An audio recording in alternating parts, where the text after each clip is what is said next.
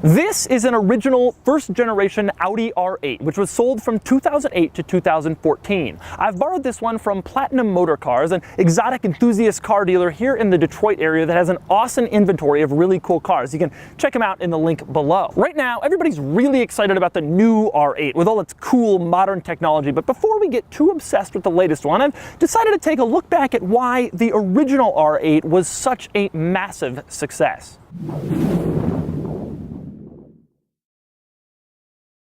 I still remember the very first time I saw an R8. I was 19 years old and I thought it was the coolest thing on the market. And that is exactly what Audi wanted me to think. You see, although we now take for granted that Audi is an upper-crust, high-end luxury car company with some cool performance cars, that wasn't the case back when the R8 came out. Back then, it was a cut-rate alternative to BMW with reliability issues. People only aspired to Audi if they couldn't afford a BMW or a Mercedes. And then that changed. And that changed because of the R8. The R8 is the perfect example of how to do a halo car just right. You see, when Lexus decided they wanted to convince everybody that Lexus was suddenly a performance brand, they came out with the LFA and they priced it at $500,000. The result was they didn't convince anybody of anything. Nobody's ever seen one of those things. Nobody has any idea that it even exists. It didn't do anything for the brand image. Even Acura priced the new NSX a little bit too high for the desired halo car effect. At $150,000 to $200,000, they're still just a little bit too rare to really see on the roads. But this thing, when this came out back in 2008, this thing started at $110,000, way cheaper than a 911 Turbo and only a little more expensive than a 911 Carrera S. And just look at it. We've normalized this design since this car has been out for the past decade, but in 2008, this thing was a stunner. Take a look at some examples of some other cars that were coming out in 2008.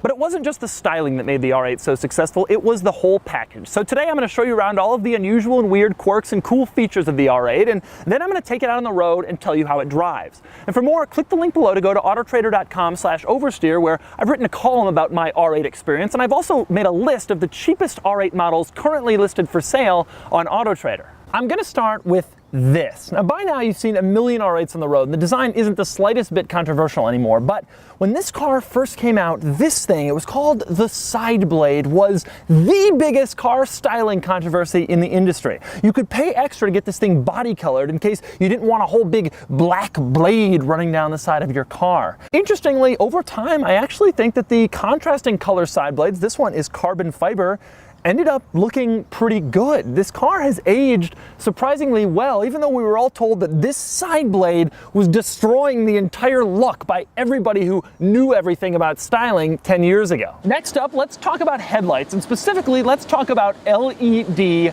running lights. In today's car industry, every single car uses some form of LED running lights to look cool or distinctive and also provide a little safety. And that trend started right here. This was the first car ever to do that. And no matter what your favorite car is, if it isn't the Audi R8, it has LED daytime running lights because of this car that started the trend. Now, interestingly, this car also started another trend in the lighting world. You ever notice how some cars with LED running lights, when they put on their turn signal, the LED light turns off? Well, that's a federal regulation. If the turn signal is really close or part of the daytime running light, the running light must turn off in order to allow the turn signal more visibility. And so, in addition to pioneering the LED running lights, this car also pioneered the LED light turning off when you put on the turn signal. The R8 also pioneered another cool feature back here, and that would be the exposed engine. Now, this isn't by any means the first car to have the engine exposed under glass in the back, but all the other cars before this that had that were expensive, Ferraris and Lamborghinis. This thing only cost $110,000, and for that money, nobody had anything like that at the time. This was so cool. You could spend $110,000, get to see your engine through a back window like you were in some sort of Ferrari. It was amazing. Since I'm back here, another interesting exterior quirk of this car is the spoiler. Now, everybody who drives around in a car with a retractable spoiler and puts the spoiler up is incredibly insufferable. Now, Audi apparently knew this, and so they limited exactly how far the spoiler could go up. It can barely get off the back of the car, so you can't really look that obnoxious driving this thing around, even if you were trying to. Note to other automakers who want to limit the obnoxiousness of the drivers of your cars, this is a good idea. Now, I personally think this car has a beautiful design, but there's always been one little thing that has stood out to me as a little bit odd. This car has 2 doors and 2 seats, and yet it has this, the world's smallest rear window. It's always seemed a little out of place. I'm sure Audi has some great engineering explanation for why this window had to exist, but once you've seen it on this car, it always looks a little weird. Moving back up to the front for another exterior quirk about this car is the front trunk. Now, a lot of mid and rear engine exotic cars have front trunks. That part is not all that unusual. What's unusual is the enormity of the front trunk panel. Look at the size of this thing. It goes all the way back to the door. So you open it and you think you're going to get a similarly enormous trunk, but that's not actually the case. It isn't really all that big, especially considering the size of the trunk panel, and especially since they were competing against cars like the Porsche 911 that were actually more practical. Fortunately, once you got inside the R8, you could find a surprising amount of interior spaces and storage cubbies. There was storage in all of the usual places. There was some back behind the seats. There was a storage cubby in the center console, and there was a rather large glove box in this car. But there are also 2 hidden storage compartments in this car. Underneath both the driver's seat and the passenger seat, there's a little tiny storage cubby where you could put little tiny stuff you don't want anybody else to find, unless they've seen this video. There's also one more super secret storage area in this car that I just found. It seems that Audi may have reused the seats in this car from another car, maybe a car with back seats. And so the seats in this car have netting on the back of them where you could store stuff, even though the seats then go directly back into the rear of the car. There's probably only enough room in this netting to store a piece of paper or 2, but if you have a piece of paper and you really don't want anybody else to see it, get an Audi R8 and put it in the netting. Also, another thing about the Audi R8, can I just say thank you to whoever at Audi decided to use a normal door handle for this car? Every exotic car I get into, Tesla, McLaren, it seems like they have some special door handle that you have to explain to everybody who gets in the car. This thing, it's just a handle. It works like a handle. Whoever came up with that at Audi, thank you. But back to that glove box for a second. The glove box contains the owner's manual, which doesn't have anything particularly interesting in it in itself, but it does come in this very nice, beautifully lined Alcantara pouch with the R8 logo on it. Also in the glove box, Audi gives you a little holder that perfectly fits the little tube of touch-up paint that you can buy to match this car. That's because Audi knows you're an idiot and you're going to scratch it. Next up, we have to cover the gear selector. I've never driven an automatic R8, but I've seen pictures of this thing and I've always wondered how it possibly works. Interestingly, it's actually more intuitive than virtually all of these systems in every other car. You park it in neutral, just like a manual car. When you're ready to drive, you move it over to A, which stands for automatic. If you want to shift, just plus minus, just like in anything else. When you're ready to park it again, put it back in neutral, or if you want to shift into reverse, just shift it into R. I'm used to driving exotic cars with really weird, quirky stuff in the center console, especially gear selectors, but maybe Audi actually thought this through. Next up, we have to talk about the cup holders. No, I'm not going to complain they're too small to fit any normal sized drink. In fact, they're reasonably sized and there are 2 of them. But the weird thing is there's actually 3 of them. 2 aren't normal sized and the third one is incredibly small. I don't really know what that's for. A shot glass? A Red Bull? That one is known only to Audi. Let's talk about some of the other interior quirks of the smaller variety, like for example, the insanely small sun visors, although they're really about all you need. The interesting thing about the visors is they come forward toward you, which is especially unusual. Also unusual is this heated seat control. I've never seen anything like this in any other car. You push it to turn on and then you can select between 3 different heated seat settings. It's always lit, but the setting that you're on is just more lit than the other settings. And since I'm talking about interesting gauges and switches, 2 more unusual ones. One is the dial that lets you choose where the air conditioning comes out. This is the simplest way I've ever seen this done. If you want it down, switch the dial to down. If you want it up and down, switch the dial to up and down. If you want it up, switch the dial to up. And if you want it to come out the vent, switch it to the vent. That's unbelievably simple. Why can't everybody do that? One more interesting interior dial. On the left of the gauge cluster is the gauge cluster dimmer dial. That is not unusual. You see that in every car. But to the right of that dial, there is a separate blank one that was for something else. I've been racking my brain for like 10 minutes trying to think what could they possibly have used a second little dial like that for. And I can't come up with anything. What was that supposed to be? Are they just throwing in blank switches so they can?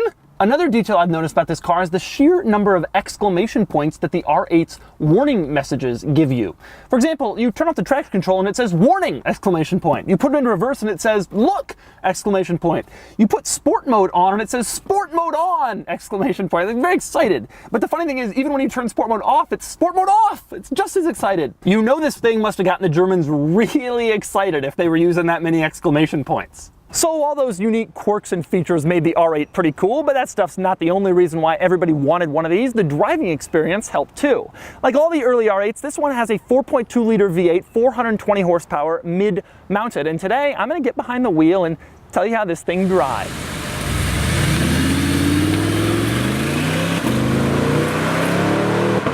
Let's go sport mode. Sport mode on! Ooh, this is smooth.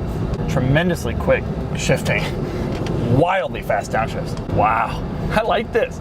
You can really toss this around. I feel a surprising amount of confidence already in this car, even only after a couple minutes. You kind of forget that it doesn't have a USB port. Instead, it's got a 6-disc CD changer, and there's no push-button starter. When you're driving it, all that stuff, it feels just as good as any modern sports car. This car is just so German and so Teutonic.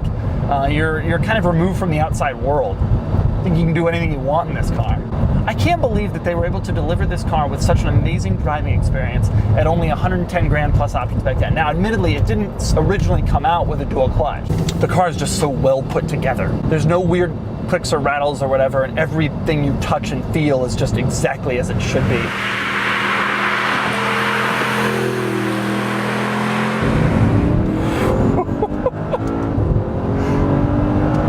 Like set your hair on fire fast. I think the experience of this car is on the twisty roads. I was kind of thinking I'd have to make excuses for this car based on the fact that it's a 10-year-old design, but I'm surprised at how stable it feels and how tight everything feels. That's a really good thing that I look for in cars.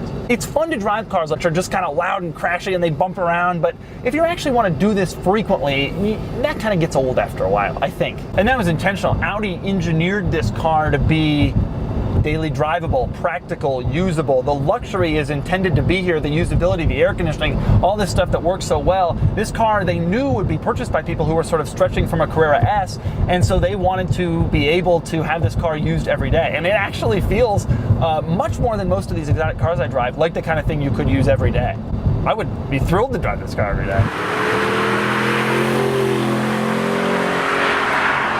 Transmission's a little jerky at low speed. It's kind of surprising. It seems like it starts a little smoother with sport mode off. I think with sport mode on, it's like, all right, let's go. Exclamation point. It's very quick. It's quick enough that you'd be fine. You know, you don't need any extra speed than this. If you want extra speed than this, though, this isn't the car. I mean, they made the V10 one, and there's Lamborghinis, and there's all sorts of crazy stuff. But this is kind of the car more, I think, for the back road kind of twisty driving, which is fun. This car is only 420 horsepower, which is amazing because I remember when it came out, everybody was like, whoa! And now it's like 420, that's it. But, you know, 10 years ago, this thing was the car. It is nice though, even in just normal driving. I'm behind a Ford Edge and this feels like something I could do all day. It's so hard to know. I mean, you know, I review these cars with sort of the general person in mind, but it's hard to know. If you're looking for the 430 Scoot or for something really crazy like that, the R8 won't satisfy you. It's too simple and luxurious and all that. But if you're looking for something that's a little bit more comfortable and all that, this car would satisfy you to a crazy extent, more than a lot of the exotic cars that I drive, more than Ferrari and those sort of things are even a little bit more frenetic and frenzied than this car. This car is a little bit more laid back, but it is pretty rewarding on these curvy roads.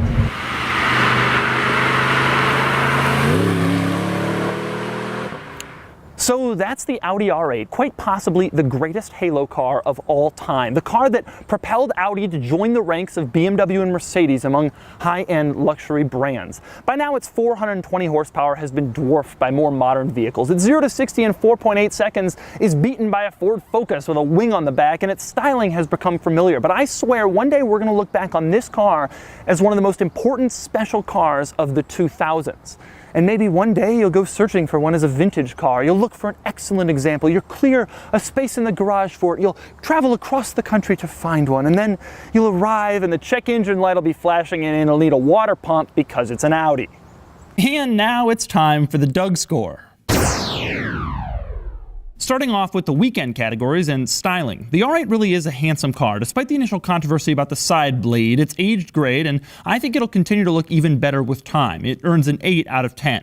As for acceleration, while other V8 R8 models were slower, like I mentioned, the dual clutch sends it to 0 to 60 in about 4.4 seconds, so it earns a 7 out of 10. Handling is impressive, stable and secure, not as precise as the very best, but not far back. It gets an 8 out of 10. Cool factor is strong. The R8 is a very cool car, but it's not at the upper echelons as it's more common than most exotics, so it gets a 7 out of 10. Finally, importance. I really think this car will go down as an important car for this segment, for car design, and for Audi. And, of course, it pioneered a few now common features. It reaches near the top, earning an 8 out of 10, giving it a final weekend score of 38 out of 50. The LFA remains the champion of my weekend or enthusiast categories, but the R8 comes close. Next up is the daily categories. How much do you want to drive it every day? For features, the R8 had good stuff when it debuted, but it's fallen behind. Still, it remains relatively well equipped, so it gets a 5 out of 10.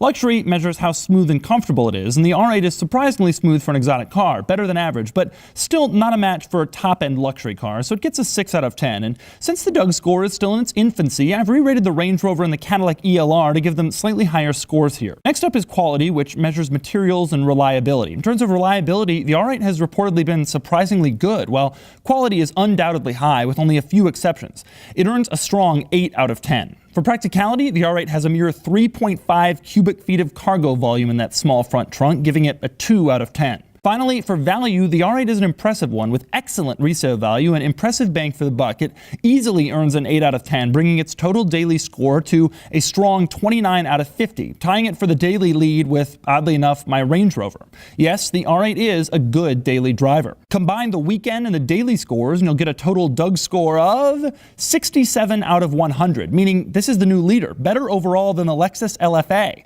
which is no surprise since this offers strong performance and better daily driving capabilities at a price that's an order of magnitude lower.